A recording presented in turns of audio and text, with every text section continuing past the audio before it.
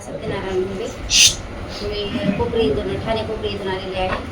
मी पण एक घर कामगारच आहे आणि ह्या क्षेत्रात येऊन मला 7 वर्ष कंप्लीट झालेली आहे. आता मागण्याचं तर सगळ्यांनीच मांडल्यात समोर, पण मेन कारण हे आहे की आम्ही कामगार घर कामगार म्हणजे कामगारमध्ये म्हणजे आमची नोंदणी नाही आहे. तर मूलभूत हक्क आमचा तो आहे की आम्हाला कामगार म्हणून आमचा हक्क द्यावा. जर कामगार म्हणून आम्हाला हक्क भेटला तर आम्हाला पेन्शन योजना लागू होतील किंवा आमचं मासिक जे उत्पन्न आहे तर कुठं कमी कुठं जास्त असं असतं.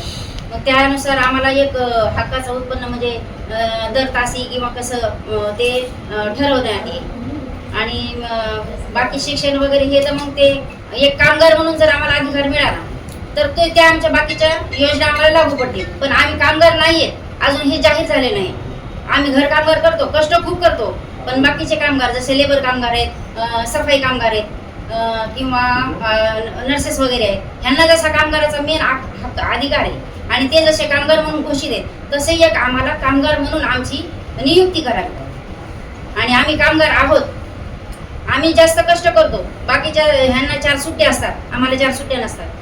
बाकीच्या लोकांना 20 ते 25 हजार रुपये पेमेंट असतं, आम्हाला 5, 6 ते 7 हजारापर्यंत पेमेंट घ्यावं लागतं महिन्याचं.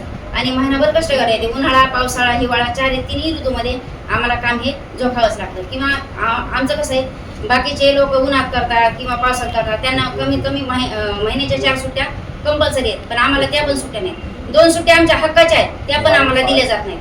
काही ठिकाणी म्हणजे तुम्हाला आजारी पडले तरी सुट्टी द्यायची. आम्ही आजारी जर पडलं, महिन्याच्या 2 सुट्ट्या संपल्या आणि 3री सुट्टी जर केली की आमचं पगारातून पैसे कट करतात. मग आम्ही जर कामगार असून तर आम्हाला कमीत कमी हक्काच्या सुट्ट्या भेटेल.